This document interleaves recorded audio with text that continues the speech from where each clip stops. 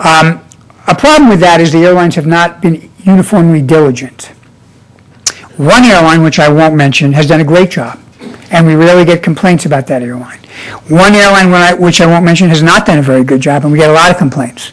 Someday I may start mentioning names. We've also talked about fining airlines who don't take people off the list when we tell them to take them off the list. What we're really hoping to do, though, is to move to secure flight. Secure flight would remove the burden of doing the checks from the airline, and we would take it into TSA, which would get the manifest, the flight manifest from the airline, and then we would do the check and we would make sure we don't get the false positives. We're hoping to get that in law pretty soon. It'll probably take about a year to transition to that. Some of the airlines don't like it because they're going to have to reconfigure their system. So that's how we cure the issue. We add a data element and we remove the false positive from the true positive. Now, I guess I'm going to stand back, though, and make a more general observation. I probably hear more complaints about this issue than any other that I hear.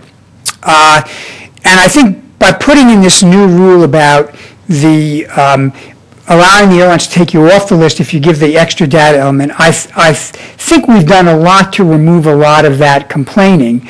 A lot of the complaints I see and read about now are really older complaints. They don't take account of these new changes. But I guess I have to also acknowledge this. Any name-based system, particularly when you're dealing with transliteration and things of that sort, is inherently got the problem of many people have the same name. So we can continue to take the measures we're talking about to introduce different data elements, but there'll always be some risk that somehow the data IT system won't work and you'll have a false positive. I'm open to an alternative way of figuring out how to separate good names from bad names. The data element is the only answer I've ever gotten. When I get the criticism, I'm sometimes tempted to say, well, is your criticism with the fact that we need to get the IT system to work better as we're trying to do now, or is it that you just don't believe we ought to ask for names? Because we could eliminate the watch list. But if we eliminated the watch list, there would be no way of knowing whether, the next Muhammad Atta is getting on the airplane. So I still believe that on balance, the need to have a layer of protection against risk warrants the fact that we do occasionally have problems with the list. And my view is the right approach is to continue to try to drive down the number of false positives by first encouraging the airlines to accept our request and to implement it, and second, by ultimately moving the process inside so we can own the responsibility and we can make sure it's done properly. I apologize for not rising. I'm wedged in a little bit here, Mr. Secretary. People who live in California, Texas, Florida, Washington, D.C., and New York City, and other regions of the U.S. that are prone to earthquakes, massive fires, brush fires, hurricanes, and obvious terrorist targets already know or should know that they need to be prepared to respond to natural disasters and terrorism. But there's no history in Greater Cleveland of massive fires, earthquakes, or any of the aforementioned things. Can you give this audience, the 2.9 million people who live from Akron up through Cleveland, and the business owners of Greater Cleveland, solid reasons why we should support September's National Preparedness Month? That's a great question.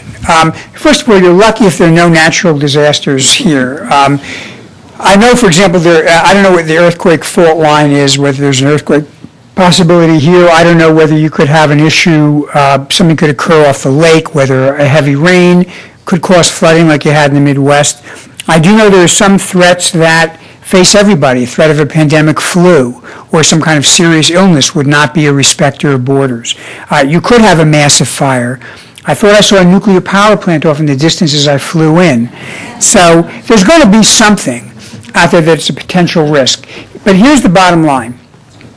The investment in individual preparedness is a very modest investment.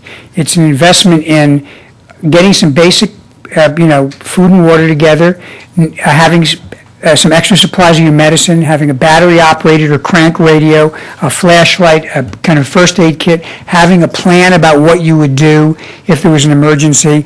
And you never know when it's going to come in handy. When I lived back in New Jersey, there was a time there was a big flood, and it wound up taking out the water treatment plant, and there was no water for a couple of days.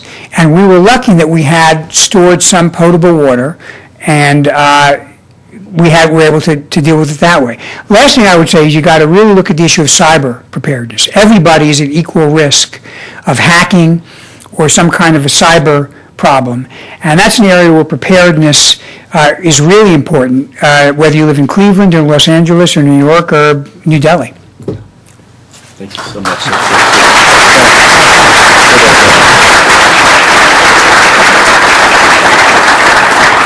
Thank you. Today at the City Club of Cleveland, we've been listening to the Honorable Michael Chertoff, Secretary of the Department of Homeland Security. I'm sure I speak for all of us here and certainly for many Americans when I thank you and extend our personal thanks for all the efforts and sacrifices you make to protect us, our families, and our country. Thank you, ladies and gentlemen, for attending. This forum is now adjourned.